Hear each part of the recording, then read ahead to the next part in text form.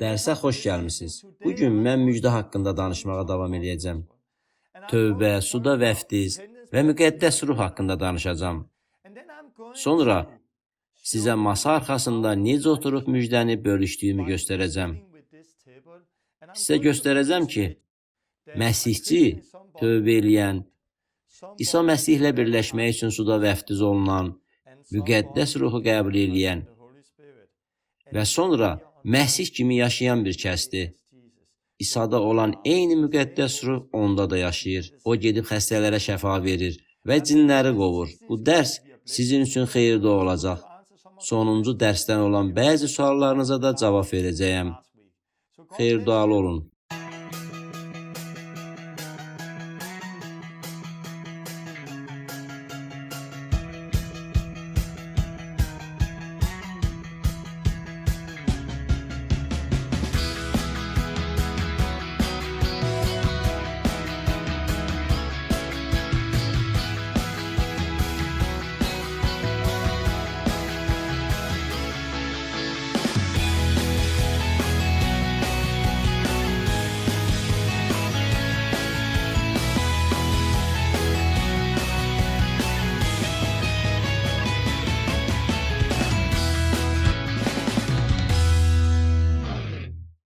Dərsə xoş gəlmisiniz. Bu dərsi səbirsizliklə gözləyirdim.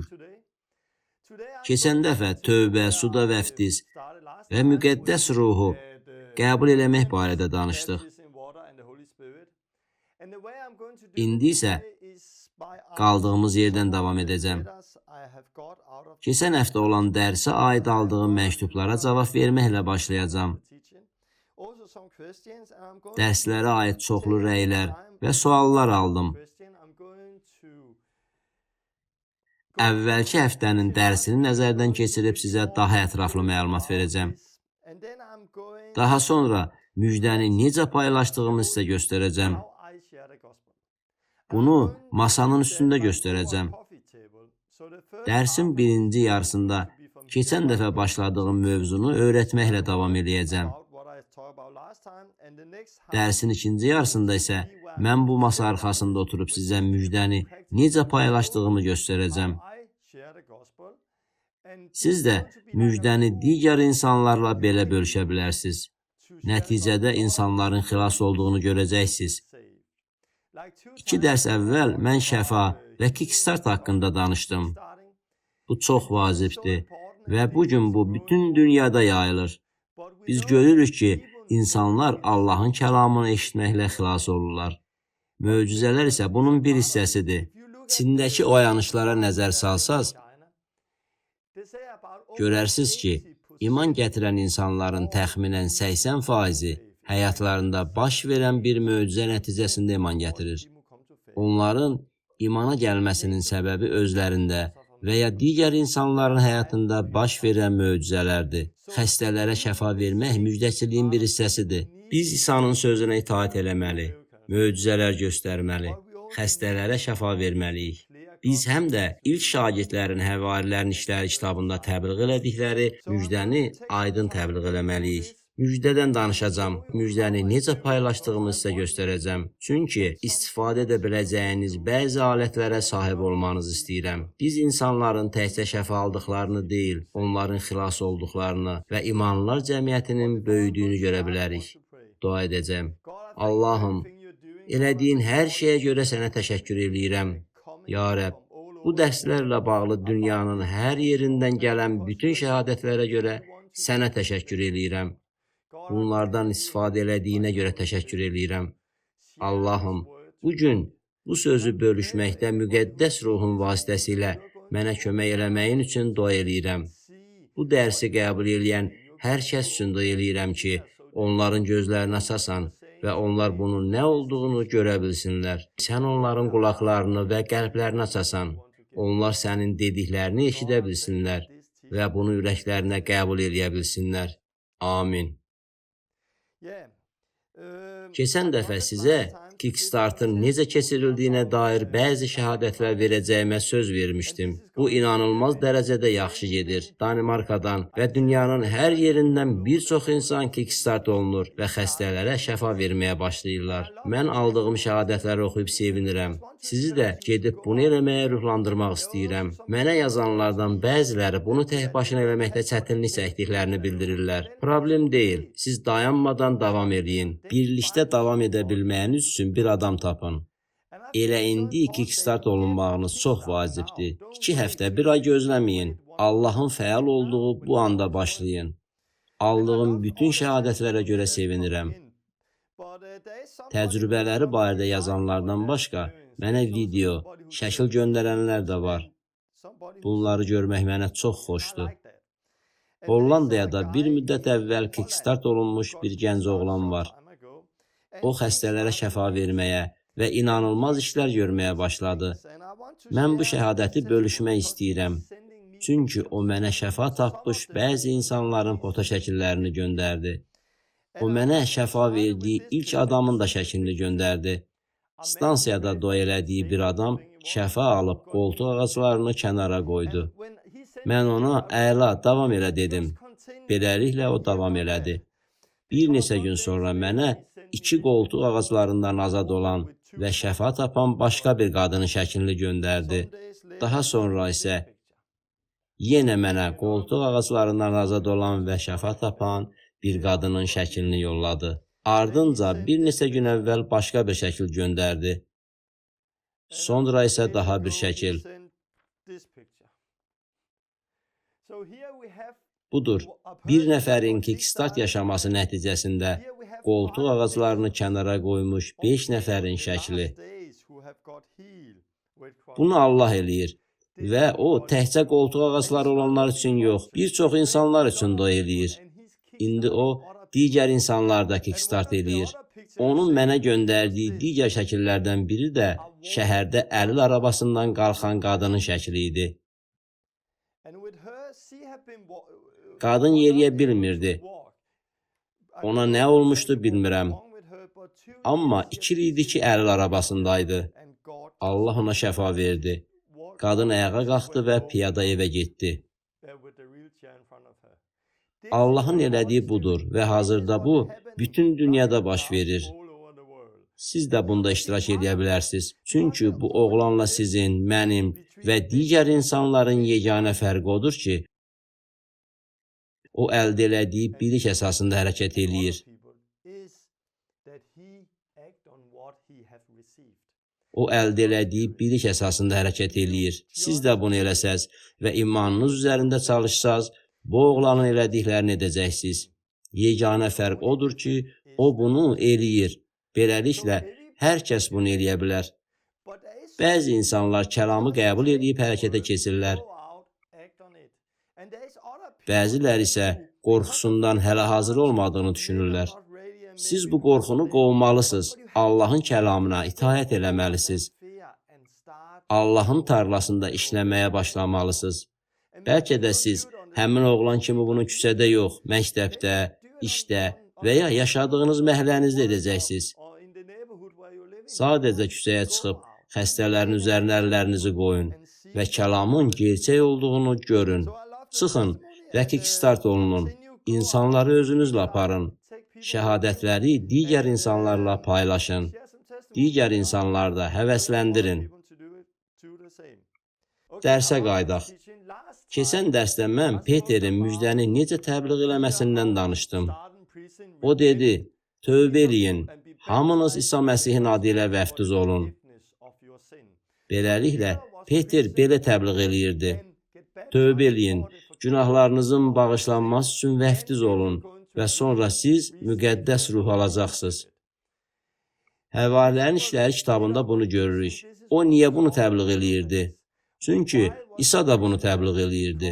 İsa tövbəni təbliğ eləyirdi. İsa suda vəftizdən, müqəddəs ruhda vəftiz olunmaqdan danışırdı. İsa'ya iman gətirmək, İsa'ya itayət deməkdir. Bunların hamısı lazımdır.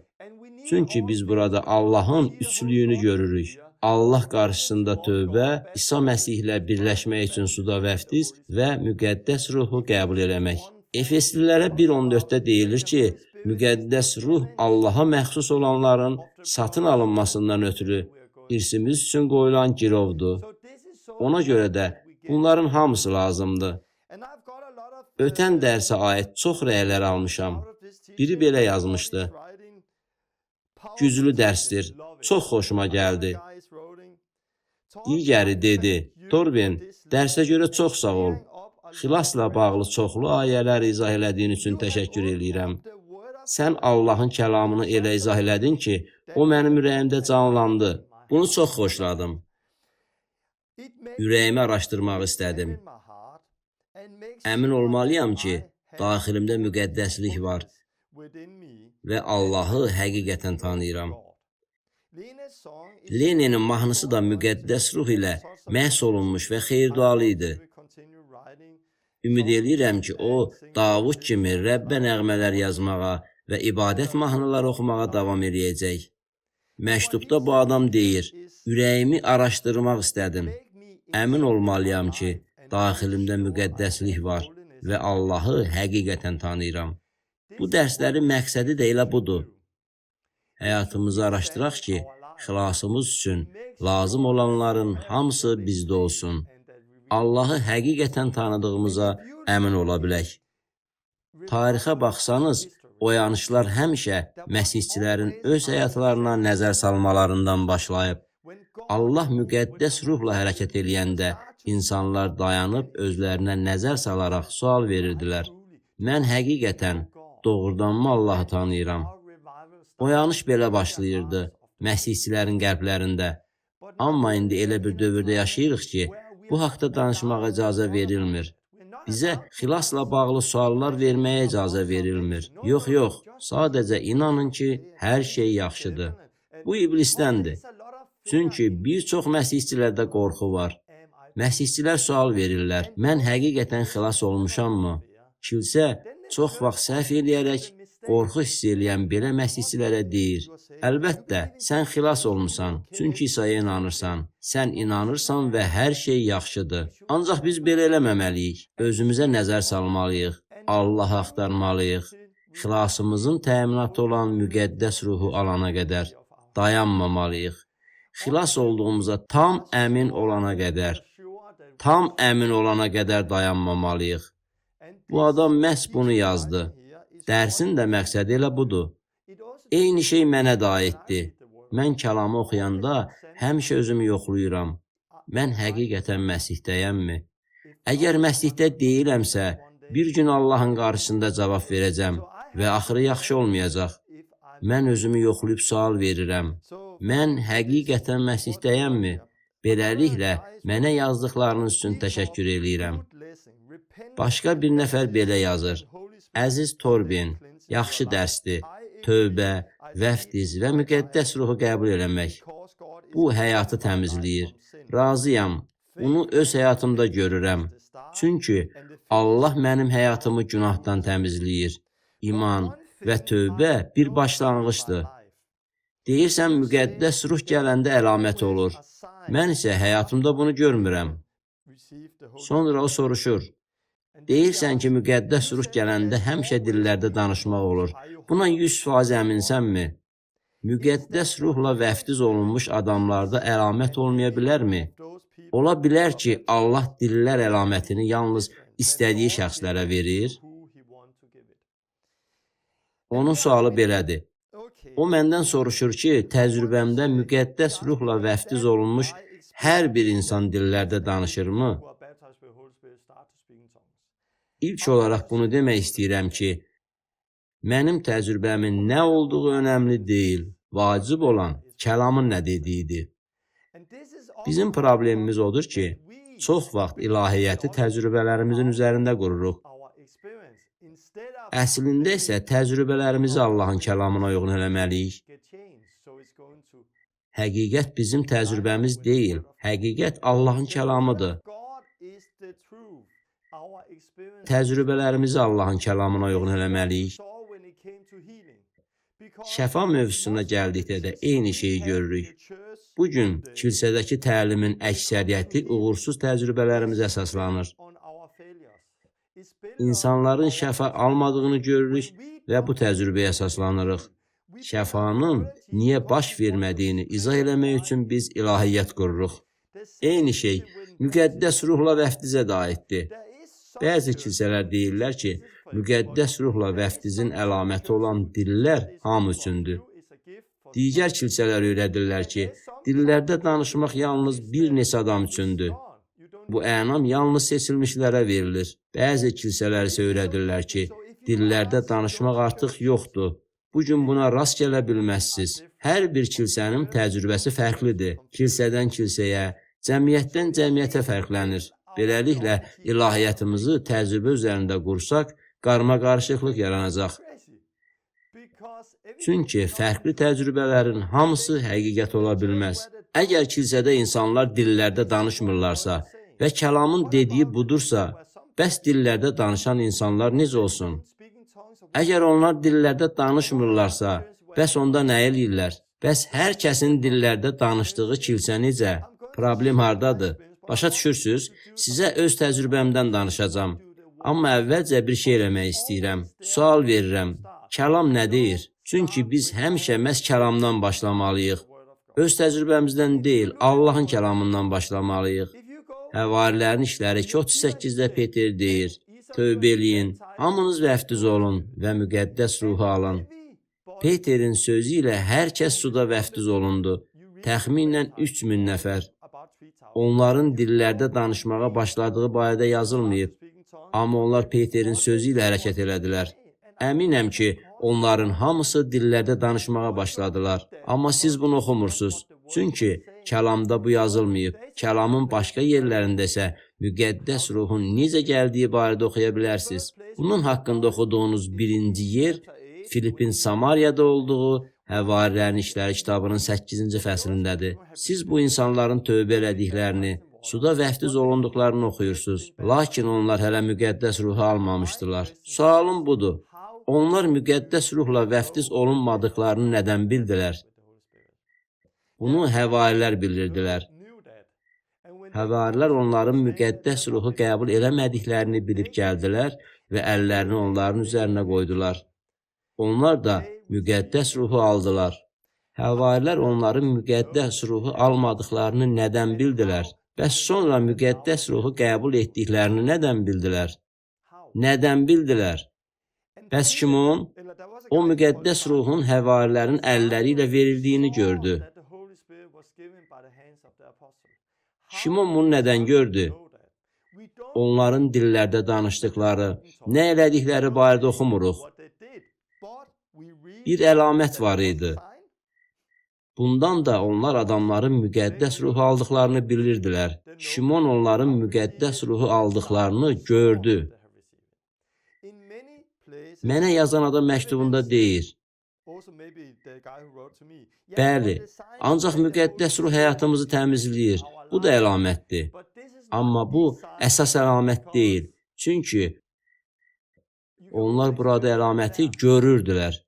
Əgər əlamət müqəddəs ruhun onların həyatlarında işləməsi və təmizləməsi idisə, Şimon müqəddəs ruhu qəbul elədikləri anda bunu görə bilməzdi.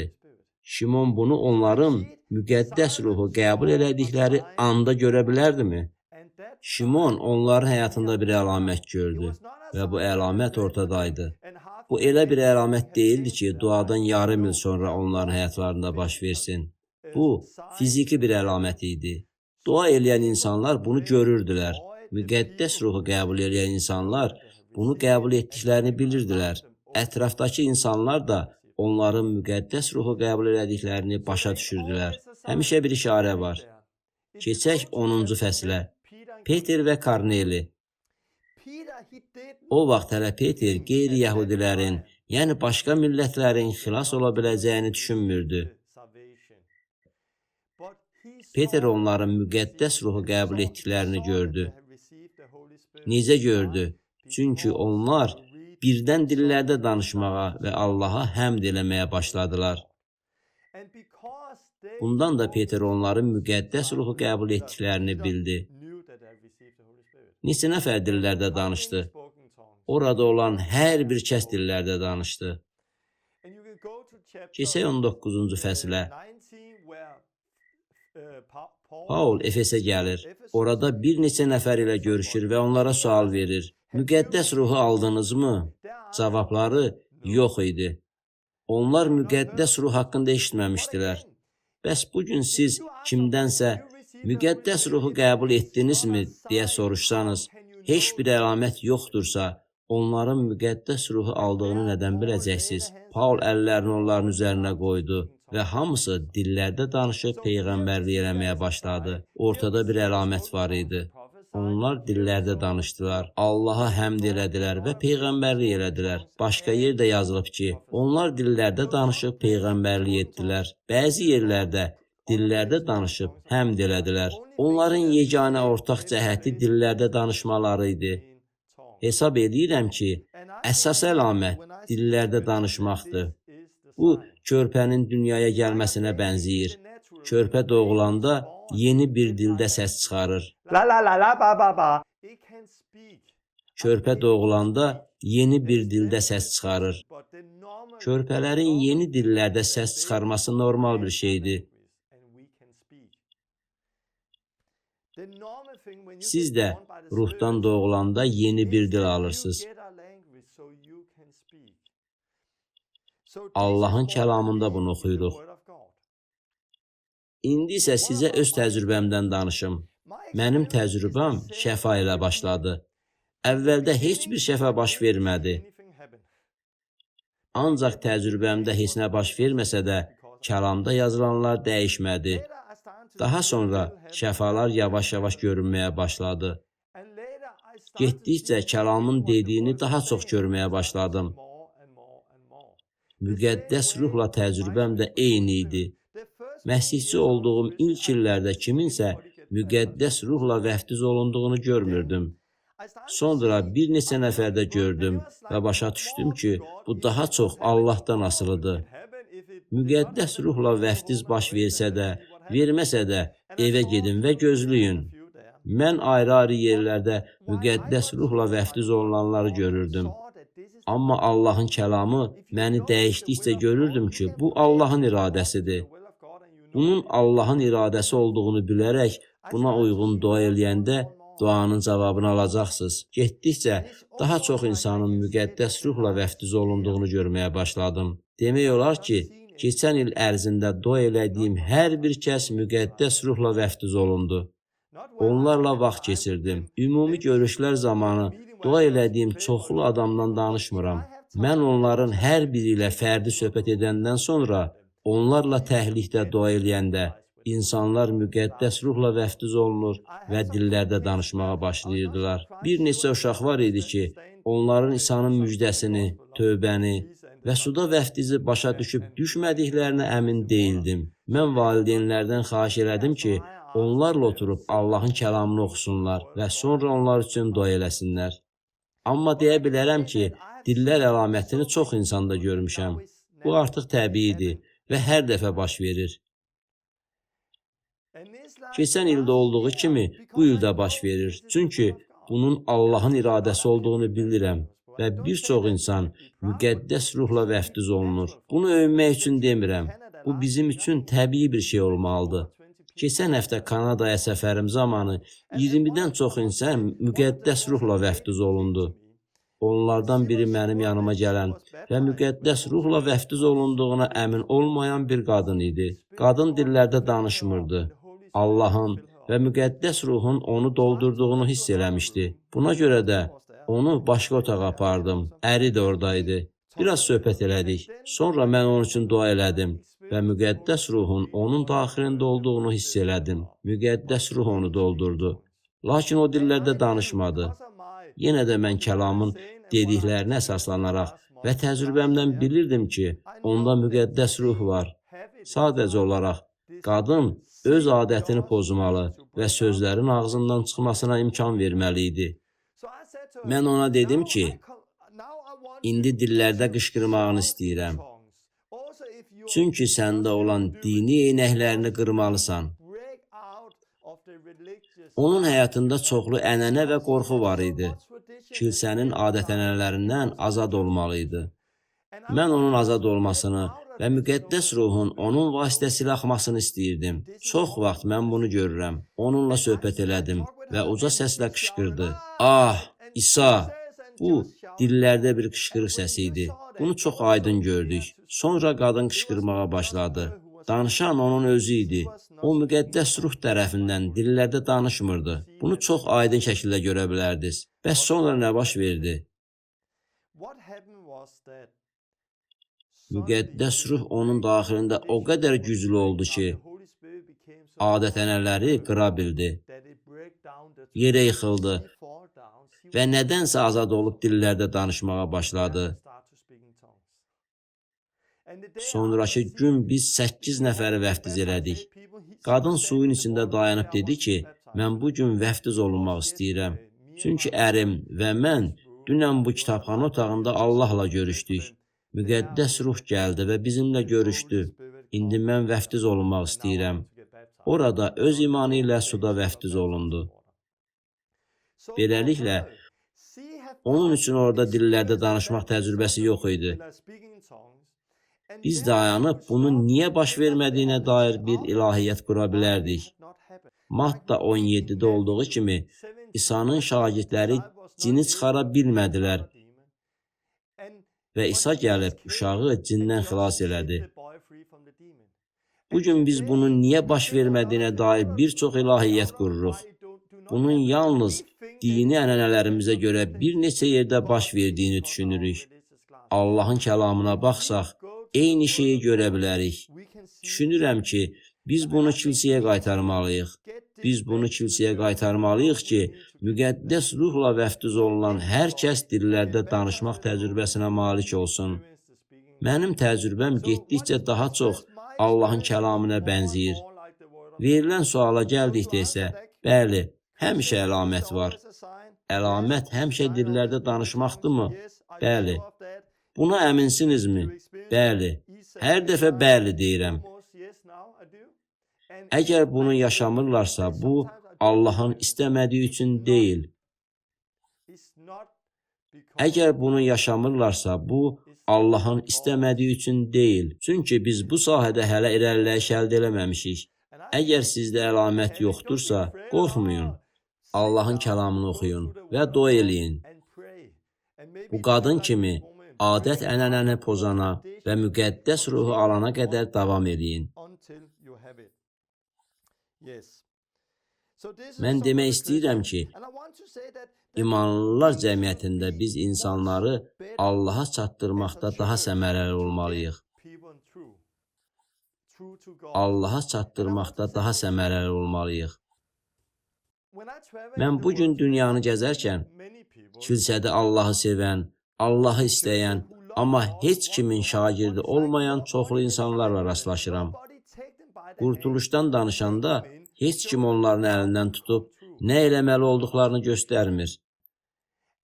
Sanki kilsə Allahın gəlib bunu etməsini gözləyir.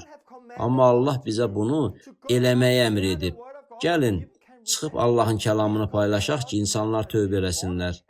Allah bizə insanları suda və müqəddəs ruhda vəftiz etməyi də əmr edib. Kanadada bu qadının olduğu yerdə bir neçə ay əvvəl kilsəyə gələn bir gənc var idi. Mən ondan soruşdum, sən imanda yenisən? O cavabında bəli dedi. Yaxşı dedim. Beləliklə, əvvəlcə Həvarilərin İşləri kitabının 19-cu fəslindəki sualı ona verdim. Mən ondan soruşdum, iman edəndə müqəddəs ruhu qəbul elədinmi? O, yox dedi. Dillərdə danışırsan dedim. O isə cavabında yenidən yox dedi. Suda vəftiz olundunmu? Yox, olunmadım dedi. Biz bu insanlara kömək eləməliyik. O istəkli idi. Ancaq ona yol göstərən bir kəs yox idi. Buna görə də onu şagirdlərin elədiyi kimi götürüb bir otağa apardım. Onun üçün dua elədim və müqəddəs ruhda vəftiz olundu. Heç yaşamadığı şəkildə Allahı tanıdı. Bütün şübhələr bir anda yox oldu. O dillərdə danışaraq belə dedi. Bunun hardan gəldiyini bilmirəm. O, müqəddəs ruhla vəftiz olundu və dillərdə dua eləyərək ətrafda gəzib tamamilə yeniləndi. Elə həmin gün çölə çıxdıq və su olan yer tapdıq. O, suda da vəftiz olundu. Onu vəftiz eləyən şəxs əvvəllər heç kimi vəftiz eləməmişdi. Əsl şagirdlik də elə budur. Mən orada onlarla söhbət elədim. Onu kilsəyə aparan, onu vəftiz eləyən şəxs dedi ki, bunları eləmək Allahın əmridir. Onun sanki gözləri açılmışdı. Çox vaxt isə biz Allahı gözləyirik. Kilsədəki bir çox insanlar kilsədən olmayanları dəvət eləyirlər. İnsanlar kənardan kilsəyə gəlir və necəsə İsa'ya inanmağa başlayırlar. Amma bu belə olmamalıdır. Su və müqəddəs ruhla vəftiz yalnız bir dəfə olur. İsa bizə şagirdlər hazırlamağa əmr elədi. Mənim küçəyə çıxanda çox vaxt elədiyim elə budur. Mən insanlara Allahın kəlamında yazılanları izah edirəm. İndi sizə izah elədiyim kimi. Sonra biz dua eləyirik və insanlar müqəddəs ruhla və suda vəftiz olunurlar. Mənə yazan başqa bir nəfər də var. O belə deyir. Maraqlı bir dərs idi. Bununla belə ümid edirəm ki, Lüteran və Katolik mənşəli insanların xilas olmadığını nəzərdə tutmursunuz. Onlar vəftiz haqqında sizdən fərqli düşünsələr də, həmin kilsələrdə İsa'nın çoxlu şagirdləri var. Səmavi atamız xeyirxahdır. Bizi o qədər sevdi ki, oğlunu bizim üçün göndərdi. İsa'nı Rəbb kimi qəbul edən hər kəs xilas olacaq. Xilas bizim işimizdən çox Allahın işidir. Bu, imanla aldığımız mükafatdır. Mən amin demək istəyirəm. Bu, İsa Məsihə iman ilə aldığımız mükafatdır. Amma yenə də İsa'ya iman eləmək, İsa'ya itaət deməkdir.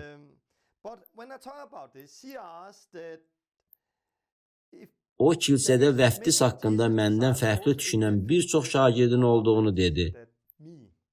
Düzünü desəm, nə düşündüyümün əhəmiyyəti yoxdur. Nə düşündüyümün əhəmiyyəti yoxdur. Çünki bir gün onlar mənim qarşımda dayanıb cavab verməyəcəklər. Onlar Papanın qarşısında cavab verməyəcəklər. Lüterin qarşısında da cavab verməyəcəklər. Onlar İsa Məsihin qarşısında dayanıb cavab verəcəklər. Önəmli olan İsa'nın sözləridir. Bizim düşüncələrimiz və sözlərimiz önəmli deyil. İsa'nın sözləri önəmlidir. Bu adam deyir ki, Allah oğlunu göndərdi ki, İsa'ya Rəbb kimi iman edən hər kəs xilas olsun. Bu doğrudur. Romalılara onda da oxuduğumuz budur. Əgər sən İsa'nın Rəbb olduğunu dilinlə iqrar edib, Allahın onu ölülər arasından diriltdiyinə ürəkdən inansan, xilas olacaqsan. Kəlam belə deyir. Həmin adamın dediyi tamamilə doğrudur. Amma İsa başqa sözlərdə deyir. Nə üçün məni Ya Rəbb, Ya Rəbb deyə çağırırsınız, amma dediklərimə əməl etmirsiniz? Xilas İsa'ya inanmaq, onu Rəbb kimi qəbul eləməkdir. Onu Rəbb kimi qəbul eləmək, ona itaət eləmək deməkdir. Onun dediklərinə əməl etməsəz, onun Rəbb kimi qəbul etdiyinizi deyə bilməzsiniz. Matta 7-də bir çoxları deyəcək, Ya Rəbb, Ya Rəbb, biz sənin adınla bunları etmirdikmi?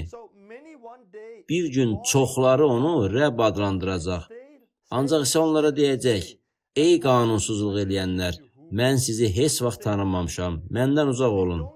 Deməli, siz təkcə etirafınızla xilas ola bilməzsiniz. Xilas olmaq üçün etirafınıza uyğun həyat yaşamalısınız. Onun sizin Rəbbiniz olduğunu həyatınızla göstərməlisiniz. Yalnız etiraf eləmək sizi xilas etməyəcək. Mənə yazan adam belə demişdi. Ümid edirəm ki, Lüteran kilsəsindən və Katolik kilsəsindən olan insanların xilas edilmədiyini söyləməyəcəksiniz. Mən onların xilas olduğunu demədim. Çünki bunu bilmirəm. Mən sizdən və ya ondan soruşmaq istəyirəm. Siz özünüz bunu bilirsinizmi? Bu insanların xilas olduğuna necə 100% əmin ola bilərsiniz? Onların xilas olduğuna əmin ola bilərsinizmi? Onların ürəyində nə olduğunu bilirsinizmi? Bəlkə də düşünürsünüz ki, bu insanlar tövbə və Allaha iman ediblər. Bəlkə də müqəddəs ruh onlarda işləməyə başlayaraq deyir, su ilə vəftiz olunmalısan. Bu sistemdən, dindən çıxmalı, həyatını Allahın kəlamı üzərində qurmalı və müqəddəs ruhda vəftiz olunmalısan. Müqəddəs ruh onlarda işləyir. Müqəddəs ruh onlarda işləyir.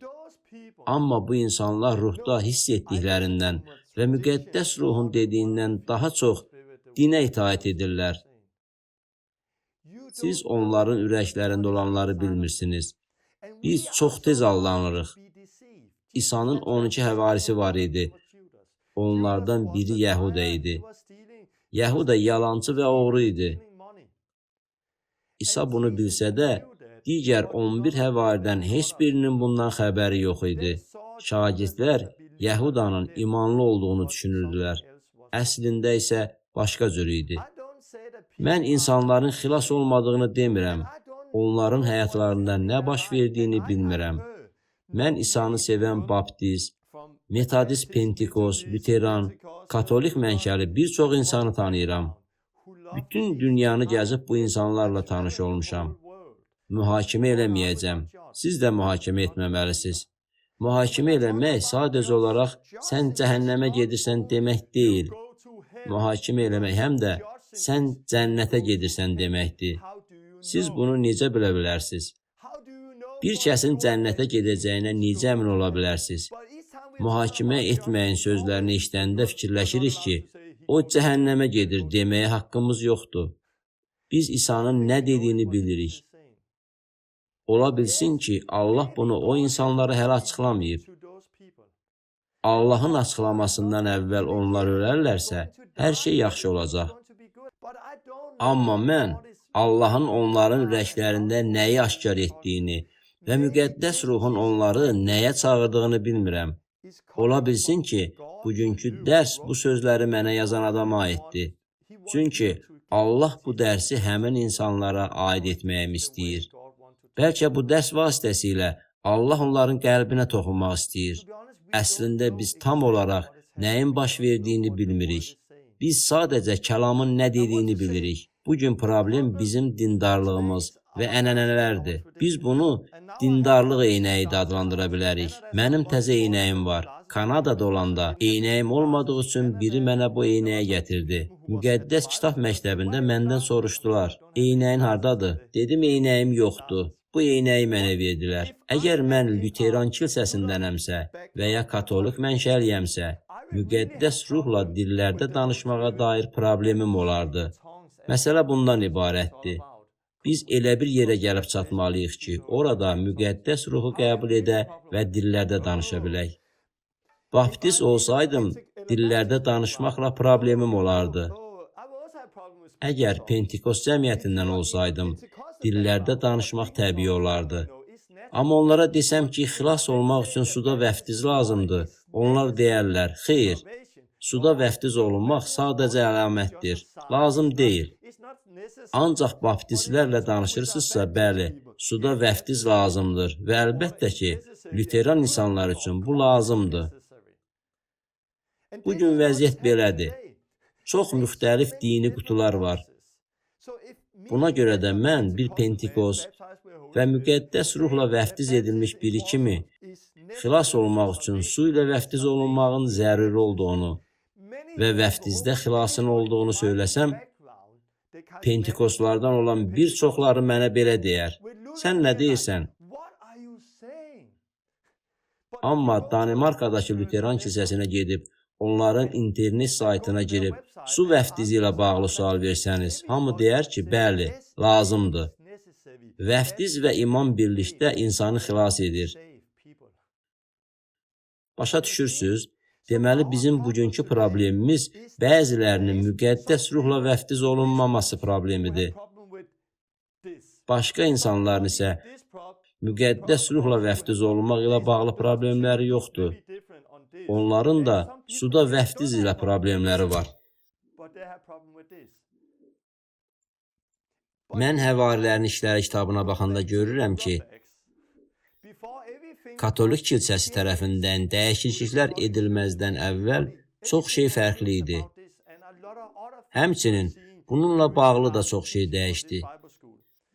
Həvarilərin İşləri kitabında Peter deyir ki, xilas olmaq üçün tövbə ilə başlamalı və tövbədə davam etməlisiniz. Xilas olmaq üçün tövbə ilə başlamalı və tövbədə davam etməlisiniz. Sona qədər tab gətirən xilas olacaq. Məsihə imanda davam eləmək və sona qədər tab gətirmək üçün nəinki tövbə eləməlisiniz, həm də su və müqəddəs ruhla vəftiz olunmalısınız. Bunu Həvarilərin İşləri kitabının yazıldığı dövrdə desəydim, heç kimin etirazı olmazdı. Hamı deyərdi, bəli, kəlamın dediyi budur. Lakin Həvarilərin İşləri kitabının yazıldığı dövrdə suda vəftizə ehtiyac olmadığını desəydim, onlar mənə belə baxardılar və sən kimsən, sən nə danışırsan deyərdilər. Qəribə görünə bilər. Çünki İsa bunu öyrətmirdi. Əgər mən Həvarilərin İşləri kitabında yazsaydım ki, dillərdə danışmaq çox az adam üçündür, onlar sən nə danışırsan deyərdilər. Çünki onlar bunu belə görmürdülər. Burada öyrətdiklərim Həvarilərin İşləri kitabında normal idi. Son imanlılar cəmiyyətində də normal olacaq. Amma bu üç şey Həvarilərin İşləri kitabından sanki çıxarıldı. Hər şeyi fərqli edən Katolik kilsəsi meydana gəldi. Sonra Luther islahat gətirdi və dedi, əsas İsa və İsa'ya imandır. Katolik kilsəsindəki düzgün deyil. Amma o imanın nə olduğunu tam başa düşə bilmədi. Buna görə də Allah vəftiz oyanışını göndərdi. Sonra tövbə qayıtdı. Sonra isə müqəddəs ruh. Amma bugün problem ondadır ki, insanlar eynək taxıb dini qutularında oturublar. Buna görə də bugün çoxları İsa'nın və Peterin 50-ci gün bayramında etdiklərini öyrətməkdə çətinlik çəkirlər. Biz özümüzdən soruşmalıyıq. Biz Allahın kəlamına əsaslanmaq istəyirikmi? Yoxsa ənənələrimizə əsaslanmaq istəyirik? Mənə verilən suala cavabım isə budur ki, mən deyə bilmərəm bu insanlar xilas olub ya olmayıblar. Amma siz də onların xilas olduqlarını deyə bilməzsiniz. Çünki biz Allahın onların qəlbində nə elədiyini bilmirik. Sadəcə olaraq bilirəm ki, Allah bu videonu izləyənlərə öz həqiqətini çatdırmaq istəyir. Allah bu təlimin dünyaya yayılmasını istəyir. Allah öz xalqını çağırır. Axır zamanlarda bir çox insanlar aldanıblar. Amma biz çox vaxt bizdən kənarda olan başqalarının aldadıldığını düşünürük. Çünki kiçik qutumuzda ətrafımızdakı hər kəs eyni düşünür. Başqa qutunun içində olub, digər qutuda olanlara baxsanız, onların başa düşmədiyini görərsiniz. Bu qutuda olsanız isə, digərlərinin aldandığını düşünəcəksiniz. Adət-ənənə ilə böyüyənlər həqiqəti bir cür başa düşürlər. Sualı verən qadın kimi mənim də belə bir problemim var idi. Düzünü desəm, hələ də dəyişirəm. Çünki tanıdığım çox adamlar, adət-ənənələr, keçmişim mənə təsir göstərir. Mən bir yerdə tövbə elədim, başqa yerdə vəftiz olundum. Təlimi kəlamda oxuduğum kimi qəbul etməmişəm. Müxtəlif sahələrdə hələ də dəyişməliyəm.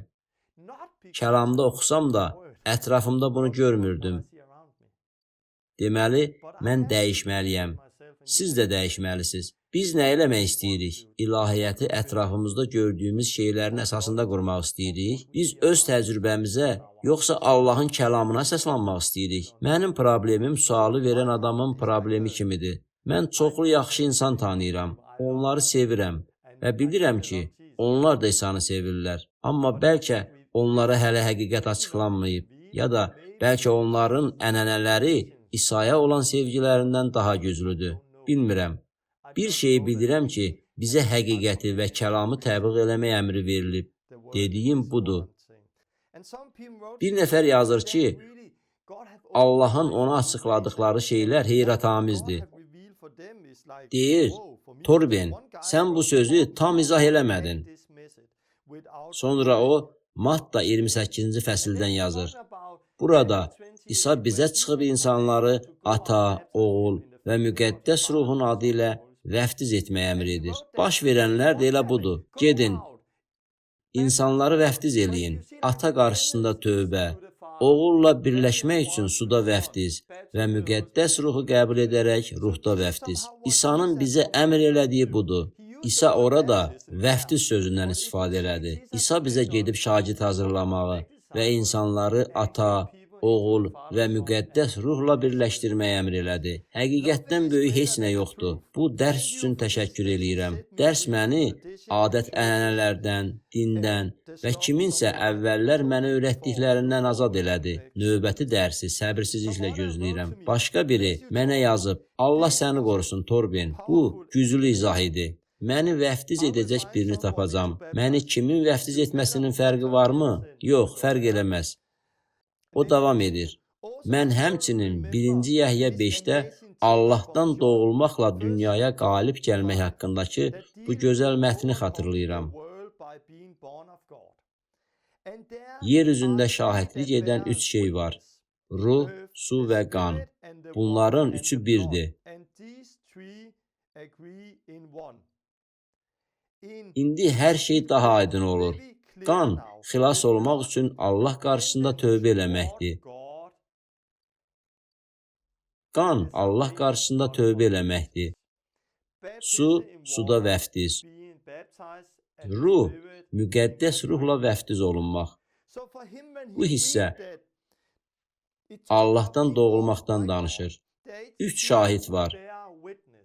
İsa'da onun qanı vasitəsilə bağışlanmanı əldə eləmək üçün Allah qarşısında tövbə, su və ruh. Dərs onun üçün gözəl bir açıqlama oldu. Bunu mənə bir oğlan yazdı və bu çox xoşdur. Həvarilərin İşləri kitabı 2:38-ci ayədə İsa öldü, dəfn olundu və dirildi. Öldü, bu tövbəyə uyğun gəlir. Dəfn, biz Məsihlə birlikdə dəfn olunduq. İsa'nın dirilməsi, müqəddəs ruh bizi dirildir. Bizim gördüyümüz budur. Biz ölürük, Məsihlə birlikdə dəfn edilirik və müqəddəs ruhu qəbul eləməklə Məsihlə birlikdə yeni bir insan kimi dirilirik. Allahın kəlamında çoxlu təsvirlər var. Müqəddəs ruh sizdə işləyəndə və gözlərinizi açanda görürsünüz. Qalatiyalılara məktuba əsaslanan insanlar deyirlər: Hey, biz qanunun altında deyilik, biz lütf altındayıq. Əsas qanun deyil, İsa Məsihə imandır. Qalatiyalılara məktub bunu deyir. İnsanlar mənə deyirlər ki, bizim vəftiz olunmağa ehtiyacımız yoxdur. Çünki bu əməldir. Biz əməllərlə deyil, imanla xilas oluruq. Ancaq Qalatiyalılara məktuba baxsanız, əməllərin orada olduğunu görə bilərsiniz. Məsələn, 3:2-də deyilir: Sizdən yalnız bunu öyrənmək istəyirəm. Ruhu qanuna əməl etməklə, yoxsa eşitdiyinizə iman etməklə aldınız?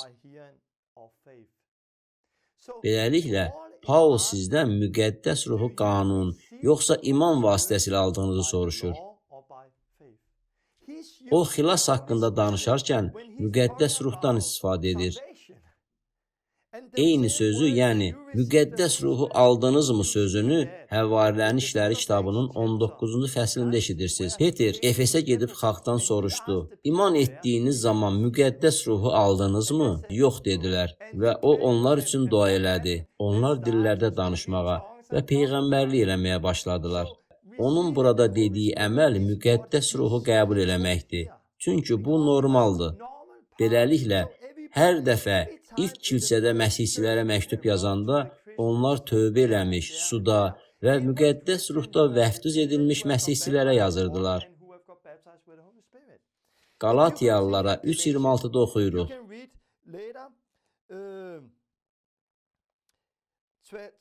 3:26-da oxuyuruq. Siz hamınız Məsih İsa'ya olan iman vasitəsilə Allahın övladlarısınız. Çünki vəftizdə Məsihlə birləşən hamınız Məsihə bürünmüsünüz. O, Qalatiyadakı imanlılar cəmiyyəti ilə danışır. O, ruhu nə vaxt qəbul etdiklərini soruşur. Siz hamınız Məsih İsa'ya olan iman vasitəsilə Allahın övladlarısınız. Müqəddəs kitab deyir ki, vəftizdə Məsihlə birləşən hamınız Məsihə bürünmüsünüz. Bugün kilsə bunu o qədər səhv başa düşür ki, nəticədə bir çox insan Allahın bütövlüyündə yaşamır. Çoxları isə adət-ənənələrə görə aldanırlar. Buna görə də bu ənənələrdən qurtulmaq lazımdır. Başqası mənə belə yazdı. Mən bu dərsi sevirəm. Dərsi kilsəm ilə bölüşə bilərəm. Bu təlimi istədiyiniz hər kəslə paylaşmağa icazə verilir. Mən bu dərsi veb-sayta yerləşdirməzdən əvvəl biraz gözləyirəm. Çünki əvvəlcə bir neçə dərslik hazırlamaq istəyirəm. Paylaşmaq istəyirsinizsə, buna icazənin olduğunu bilin. Həqiqəti insanlara çatdırmalıyıq. Bununla bağlı başqa sualınız varmı? Onlara sonra baxacağam. Növbəti dərsdə mən tövbə, sonra suda vəftiz və müqəddəs ruhla vəftiz haqqında danışacağam. Mən bunu mümkün qədər praktik olmaq istəyirəm. İndi bunları kənara qoyub, bu masaya başqa şeyləri qoyacağam. Sizə müjdəni necə paylaşdığımı göstərəcəm.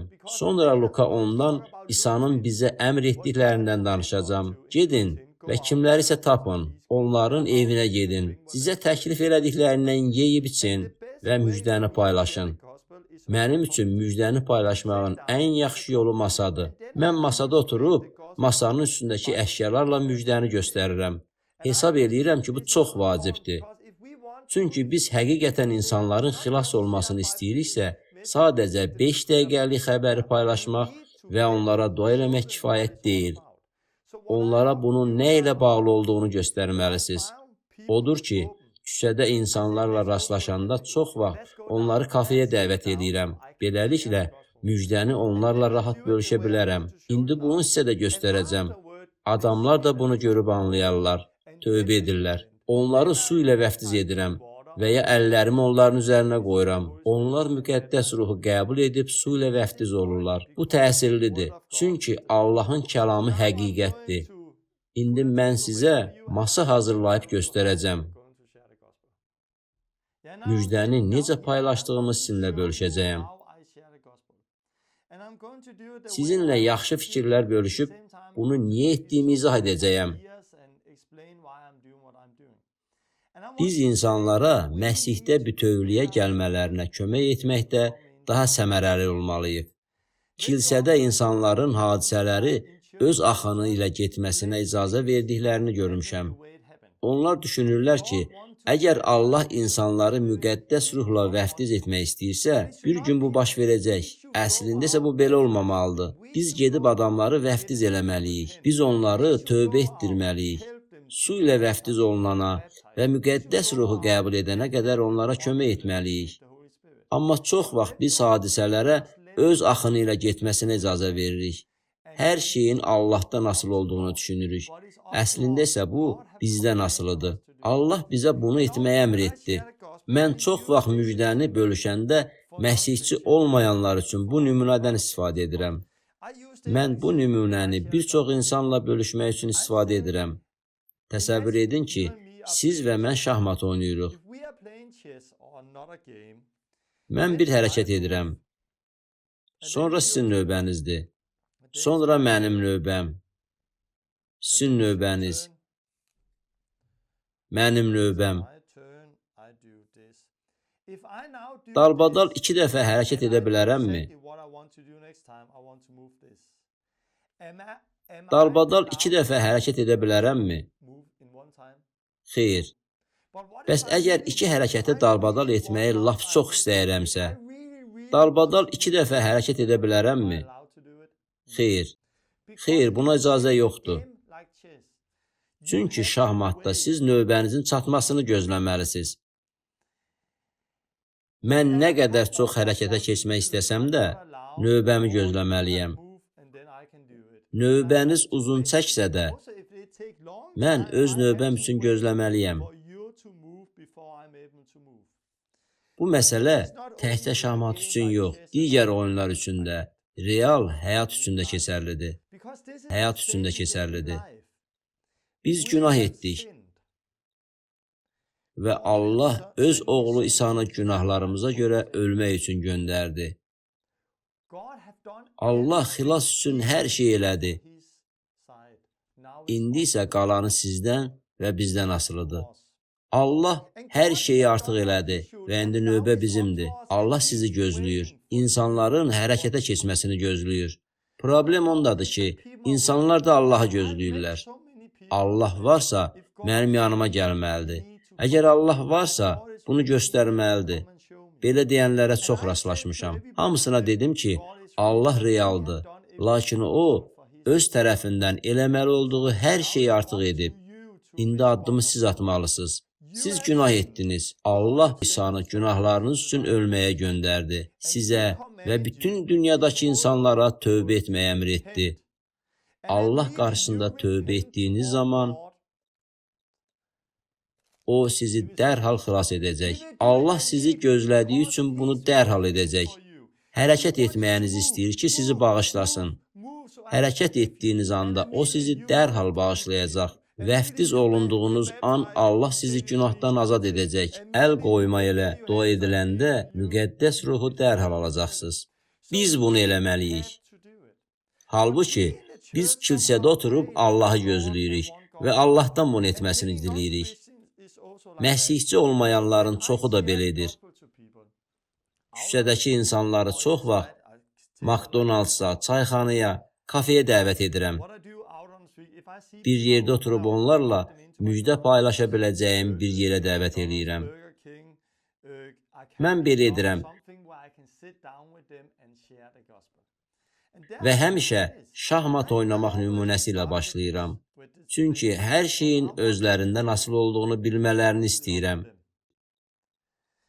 Sonra deyirəm ki, Allahın sizi bağışlaması üçün necə hərəkət etməli və nə etməli olduğunuzu sizə göstərmək istəyirəm. Müjdəni necə paylaşdığımı sizə göstərəcəyəm. Təsəvvür edin ki, bu Allahdır. Allah insanı onunla yaşamaq üçün yaratdı. Hər şey yaxşı idi. Ünsiyyətləri var idi. Birlikdə idilər. Müqəddəs kitabın əvvəlində oxuyursunuz ki, həmin vaxt hər şey yaxşı idi. Dünyada günah, heç bir xəstəlik, depressiya yox idi. Adəm və Həvva Allahla danışırdılar, onu tanıyırdılar. Allah çoxlu ağacları olan bir bağ saldı. Orada həyat ağacı var idi. Onun meyvəsindən yeyən əbədi yaşayıb xəstələnməzdi. Həmçinin xeyirlə şəri bilmə ağacı da var idi.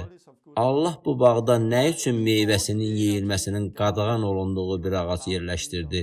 Allah dedi ki, bağdakı hər ağacdan yeməyə icazə var. Amma o ağacdan yeməyə icazə yoxdur. Çünki Allah real həyat şəraiti yaratdı. Həyat yoldaşım məni sevdiyini deyir və inanıram ki, o həqiqətən məni sevir. Çünki öz istəyi ilə mənimlə olmağı seçib. Yaxud hər ay çoxlu pul alırsa, gözümün içinə baxıb deyə bilər, Torben, mən səni sevirəm, mən bunu pul üçün etmirəm. Ancaq ayın axırı gələndə pul ver deyir. Bu zaman mən onun sevgisinin gerçək olub olmadığını bilmirəm. Çünki onun başqa seçimi yoxdur. Allah insanlara seçim vermək istəyir. İlk insanlar yanlış seçim etdilər. Xeyir və şəri bilmə ağacından yedilər. Sonra dünyaya və insana günah gəldi. İnsan Allaha qarşı günah elədi və dəyişdi. Sonra Allahın sözlərini yaradılış 3-də oxuyuruq. Allah insanın həyat ağacından yeməsini istəmirdi. Çünki onlar həyat ağacından yesələr, əbədi günahda yaşayacaqdılar. Buna görə də insanların həmişə günahla bağlı problem olacaq. İnsanların həyat ağacından yeməsini istəmədiyi üçün onları bağdan qovdu və həyat ağacına yolu qorumaq üçün mələkləri təyin elədi. İnsanların artıq Allahla ünsiyyəti yox oldu. İnsanların uşaqları oldu. Onlar günah elədilər, bir-birini öldürdülər. Bugünkü dünyada insanlar günahda yaşayırlar. Allahdan uzaqdılar. Allahla ünsiyyət eləmirlər. Yaşadığımız dünyada günah, ölüm, xəstəlik, depressiya, müharibələr var. Bugünkü dünya Allahın yaratdığı dünyadan çox fərqlidir.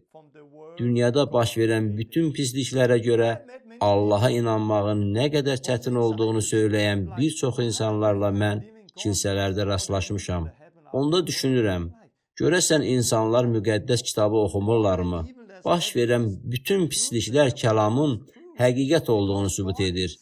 Çünki Allah deyir ki, biz günahkar dünyada yaşayırıq. Biz ölmək üçün yaradılmamışıq. Allah insanları ölmək üçün yaratmayıb.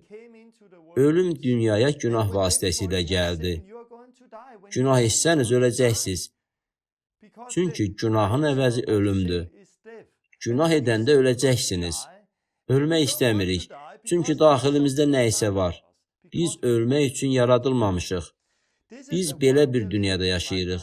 Əvvəldə dediyim kimi, problem günahdır. Günahı problem hesab eləmirik. Çünki səhvən özümüzü bir-birimizlə müqayisə edirik. Biz günahlı dünyada yaşayırıq. Siz özünüzü bu insanla, o bir insanla müqayisə edirsiniz. Beləliklə özünüzü yaxşı hesab edirsiniz. Pis insan olduğunuzu düşünmürsünüz. Günahınızı görmürsünüz. Çünki özünüzü digər günahkarlarla müqayisə edirsiniz. Özünüzü Allahla, günahın hələ gəlmədiyi dünya ilə müqayisə eləsəz, nə qədər günah elədiyinizi görərsiniz. Günah bizim düşündüyümüzdən də pisdir. Müqəddəs kitab deyir ki, hər bir yalancı cəhənnəmə atılacaq. Amma adamlar deyirlər, yaxşı görək, yalan o qədər də qorxulu deyil. Çünki adamlar günahları müqayisə edirlər. Və daha pis günahlarla müqayisədə yalan o qədər də pis deyil. Amma başa düşməliyik ki, nə etdiyimizdən çox, kimə qarşı etdiyimiz daha vacibdir. Qızıma yalan desəm, heç nə edə bilməz. Çünki 8 yaşı var. Bəs yoldaşınıza yalan danışsanız onda necə? Bugün insanlar həyat yoldaşlarına yalan danışırlar və buna görə də dünyada boşanmalar baş verir. Müdirinizə yalan danışsanız nə baş verər? İşinizdən qovula bilərsiniz. Qızınıza yalan danışsanız heç nə olmaz. Yoldaşınıza yalan danışsanız boşana bilərsiniz. Müdirinizə yalan danışsanız işdən çıxarıla bilərsiniz. Məhkəmədə olanda hakimə yalan danışsanız həbs oluna bilərsiniz. Yalan danışdığınız insanın əlində olan səlahiyyəti nə qədər çoxdursa, hökmünüz də bir o qədər sərt olacaq. Qızıma yalan danışsam heç nə olmaz. Yoldaşıma yalan danışsam problem yaşaya bilərəm. Müdirimə yalan danışsam işdən qovula bilərəm. Məhkəmədə yalan danışsam həbs oluna bilərəm. Yəni, yalan danışdığımız tərəfin səlahiyyəti artdıqca cəzamız da artır. Başa düşməliyik ki, yalan danışdığımız zaman biz bunu ilk olaraq insana qarşı yox, Allaha qarşı etmiş oluruq. Biz günahı bizə həyat verən, bizi yaradan Allaha qarşı edirik. Allahın səlahiyyəti dünyadakı bütün səlahiyyətlərdən üstündür. Allah böyük olduğu üçün günahın cəzası daha güclüdür. Buna görə İsa dedi ki, öldürməyin. Bir çox insanlar fiziki olaraq heç kimə zərər vermədikləri üçün günah etmədiklərini düşünürlər. İsa daha dərin bir məsələdən danışır. Söhbət təkcə nə etdiyinizdən deyil, həm də düşüncələrinizdən gedir. Ürəyinizdə nifrət varsa, siz Allahın gözündə artıq qatilsiz. Əgər kimisə axmaq adlandırırsınızsa, buna görə cəhənnəmə gedəcəksiniz. İsa demişdi ki, qadına şəhvətlə baxmaq olmaz. Bunu ürəyinizdə elədiyiniz zaman artıq fiziki olaraq zina eləmiş olursunuz. İnternetdə pornoqrafiyaya baxmısınız, qadınlara şəhvətlə baxmısınız. Bir çox insanlar, o cümlədən kişilər və qadınlar bunu elədilər. Çünki biz günahkar bir dünyada yaşayırıq. Amma bu yenə də günahdır. Allah bunu sizin gedib kiməsə xəyanət eləmiş olduğunuz kimi görür. Bilin ki, Allah sizi öz tələblərinə görə mühakimə eləyəcək. Yaxşı, gəlin bunu başqa cür deyək. Təsəvvür eləyin ki, siz doğulanda beyninizə balaca bir kamera yerləşdirilir və o kamera doğulduğunuz andan bugünə qədər etdiyiniz hər düşüncə, həyat və hərəkətləri lentə alıb. Mən bu video klipləri çəkib 5 dəqiqəlik bir video hazırladım. Bu videoda yaxşı şeylər yoxdur. Çünki səhv bir şey elədiyiniz zaman məhkəmə və hakimin qarşısında dayananda hakim sadəcə yaxşı əməllərinizə yox, cinayətlərə baxacaq. Allah sizin həyatınıza, həyatınızdakı cinayətlərə baxacaq. Onda nə olacaq? Təsəvvür edin ki, məndə sizin bütün pis düşüncələrinizi və hərəkətlərinizi, bütün günahlarınızı və çirkin düşüncələrinizi çəkən bir video var. Bu video heç kimin görmədiyini düşünərək gizli olaraq etdiyiniz hər şeyi çəkib. Allah sizin elədiyiniz hər şeyi görür. Əgər 5 dəqiqəlik bu videonu internetə, Facebookunuza qoysam, hər kəs görər. Bu zaman çox utanarsınız və daha heç kimin gözünə görünməməyə çalışarsınız. Həyatım internetdə yayımlansaydı, bilmirəm nə edərdim. Hər kəs bizim sirlərimizi bilsəydi, hamımız utanardıq. Başqalarının günahkar olduğunu bilsək belə, yenə də utanardıq. İnsanlar bizim gizli işlərimizi biləndə utanırıq. Başqalarının günahkar olduğunu bilsək belə, utanırıq.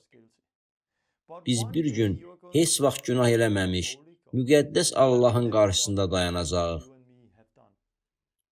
Həmin gün mənim günahım deyil deyə bilməyəcəksiniz.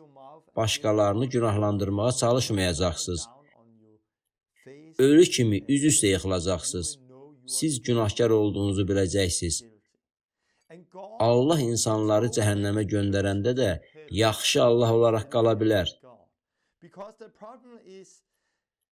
Bəziləri Allah insanları cəhənnəmə göndərdiyi üçün onun pis olduğunu düşünürlər. Allah pis deyil. Problem insanlardadır. Biz günah eləmişik və Allahın tələblərindən o qədər uzaqlaşmışıq ki, artıq bunu aydın görmürük. Allahı düşünməyə vəzinə özümüzü bir-birimizlə müqayisə edirik. Amma Allah xeyirxah Allahdır. Xeyirxah bir hakim olduğu üçün cinayət edənləri cəzalandıracaq. Allah günahkarları cəzalandıracaq. Hamı günah eləyib. Əgər inkar etsəniz, Allahın yalancı olduğunu iddia edərsiniz. Dürüst olsanız, günah etdiyinizi etiraf edəcəksiniz. Deməli, problem bugün günahın dünyaya gəlməsidir. Allah istəsə bütün dünyanı, günah eləmiş hər kəsi cəhənnəmə ata bilər. Bunu eləsə belə, Allah yenə də xeyirxah Allahdır.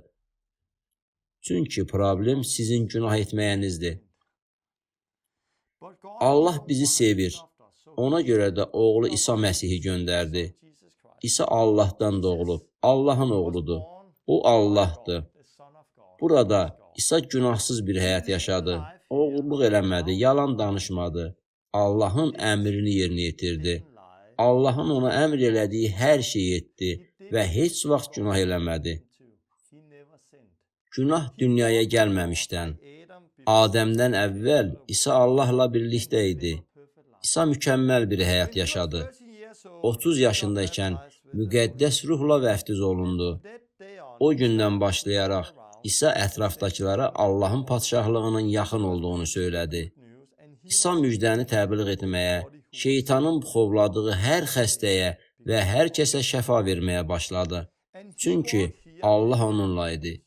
İsa yer üzündə yaşadı və möcüzələr elədi. Sonra çarmıxda öldü.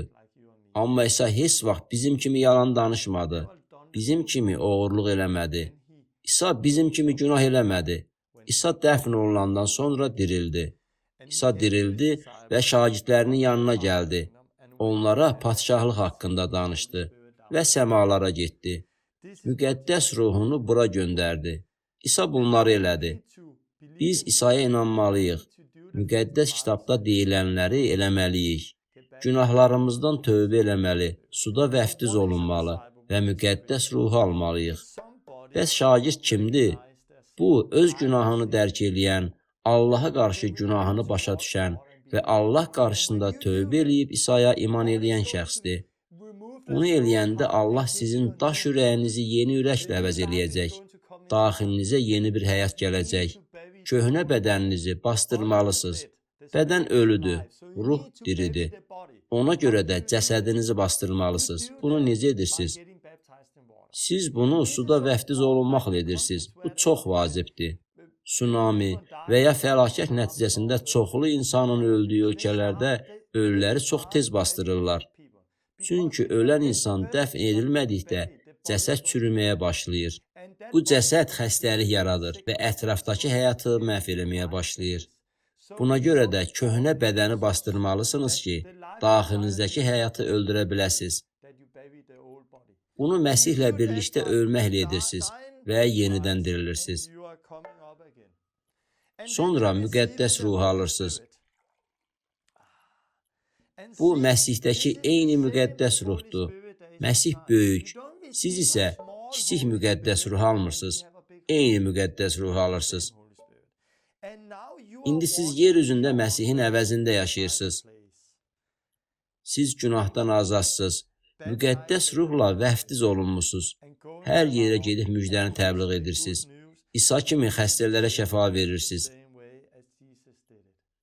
İnsanlar sizin İsa haqqında dediklərinizə inandıqda Allah qarşısında günahlarından tövbə edirlər. İsa Məsihlə birləşmək üçün vəftiz olunurlar. Sonra müqəddəs ruhu qəbul edirlər və Məsihin əvəzinə yer üzündə yaşamağa başlayırlar. Xilas olmaq üçün bunları eləməlisiniz. Günahlarınızdan tövbə, suda vəftiz və müqəddəs ruhu almaq. Əgər Məsihdə həyatınızı davam eləsəz, müqəddəs kitabın son fəslində deyilir ki, bir gün əlinizi yuxarı qaldırıb, Yeni Yerusəlimdə həyat ağacından meyvə yeyəcəksiniz. Əsas budur. Əsas həyat ağacıdır. Günah dünyaya gələndə insanlar bağdan qovuldular ki, onlar həyat ağacından meyvə yeyə bilməsinlər. Günah problem idi.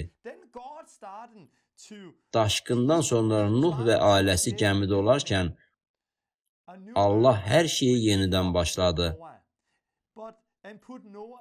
Bununla belə, günah bu adamlarda hələ də var idi. Buna görə də Allah yeni insanlar yaratmağa başladı. Yeni insanlar yaratmağa başladı. Allah bu yeni insanlardan sonra yeni bir dünya yaradacaq. Siz Məsihdə yenilənib yer üzündə yaşayırsınız. Allah sizi günahdan təmizləyir və həyatınızda işləyir. Biz İsa kimi olmağa çağrılmışıq. Bir gün son addımımızı atdığımız zaman biz də Məsih kimi olacağıq. O zaman biz həyat ağacından meyvəni yeyib əbədi yaşayacağıq. Beləliklə, mən bir dəfə və həmişəlik xilas olduğuma inanırammı? Bəli. Ancaq həqiqətən xilas olsaq, həyat ağacından meyvəni yeyə bilərik. Bu haqda müqəddəs kitabın son fəslində oxuyuruq. Həyat ağacı kimdir? Həyat ağacı İsadır. İsa həyat ağacıdır. İndi biz ondan yeyə bilərik. İndi biz onun bir hissəsi ola bilərik. Bizdə müqəddəs ruh olanda xilasımıza zəmanət verilir və biz müqəddəs ruh vasitəsilə Məsihdə yaşamağa davam edirik. Bir gün onun qarşısında dayanacağıq. Mən müjdəni belə təbliğ edirəm. Müjdəni paylaşdığım zaman insanlara tövbə eləməli olduqlarını söyləyirəm. Onların əllərindən tuturam və onlar üçün dua eləyirəm. Əgər ürəklərində Allah qarşısında tövbə eləsələr, müqəddəs ruh onlara toxunacaq və onları dolduracaq. Mən müqəddəs ruhun vəftizi üçün dua eləyirəm. Onlar müqəddəs ruhla dolurlar və dillərdə danışmağa başlayırlar. Sonra çıxıb onları su ilə vəftiz eləyirəm və sonra onları kickstart eləyirəm. Mən bunu dəfələrlə eləmişəm. Hesab edirəm, biz müjdəni elə aydın bölüşməliyik ki, İnsanlar nə eləməli olduqlarını başa düşsünlər. Bunu küçədə 5 dəqiqə ərzində edə bilməzsiniz. Siz insanlar ilə vaxt keçirməlisiniz. Bu, yarım saat və ya 20 dəqiqə çəkə bilər. Müjdəni bölüşün və insanlar üçün dua eləyin. Onlar müqəddəs ruhu qəbul eləsinlər. Sonra su olan yerə gedin. Onları suda vəftiz eləyin. Onları öyrətməyə başlayın. İsa'nın bizə əmr elədiyi budur. Gedin və insanları ata, oğul və müqəddəs ruhda vəftiz eləyin. Sizə əmr elədiyim hər şeyə itaət eləməyi onları öyrədin. İsa dünyanın sonuna qədər bizimlədir. Bir gün İsa'nı olduğu kimi görəcəyik. Bu bədəndən çıxanda İsa'nı olduğu kimi görəcəyik. Mən müjdəni belə təbliğ edirəm. Xilas olmusunuzmu? Xilas olmağa başlamısınızmı? tövbə eləyərək suda vəftiz olunmalısınız. Müqəddəs ruhu qəbul etmisinizmi? Siz müqəddəs ruhla vəftiz olunmalısınız. Müqəddəs ruhu olan və bunun üçün dua eləyə bilən bir nəfəri tapın. Dua eləyib özünüz də Allahdan müqəddəs ruhu ala bilərsiniz. Çünki kəlam deyir ki, əgər istəsəniz sizə müqəddəs ruhu verəcək. Bu vəddir. Bu dəfə bölüşdüyüm dərs budur. Əgər sualınız varsa yazın. Növbəti dəfə tövbə və günah haqqında danışacağam. Sonra isə su vəftizi və müqəddəs ruh haqqında danışacağam. Biz Luka 10-cu fəsil haqqında danışmağa davam eləyəcəyik. Mən bunu səbirsizliklə gözləyirəm. Çünki bütün bu dərslər hələ ki başlanğıcdır. Luka 10-a çatanda mən daha ətraflı danışacağam. Mən sizə İsa Məsihin öz bədəni olan bizlərə verdiyi tapşırıq barədə danışacağam. Sizə Məsihin yer üzündə cəmiyyətini qurmaqda necə iştirak eləməli olduğunuzu göstərəcəm. Dərsləri təkrar nəzərdən keçirin. Müjdəni paylaşmağı məşq edin ki, başqalarının qarşısında bölüşəndə hazır olasınız. Allah sizi qorusun.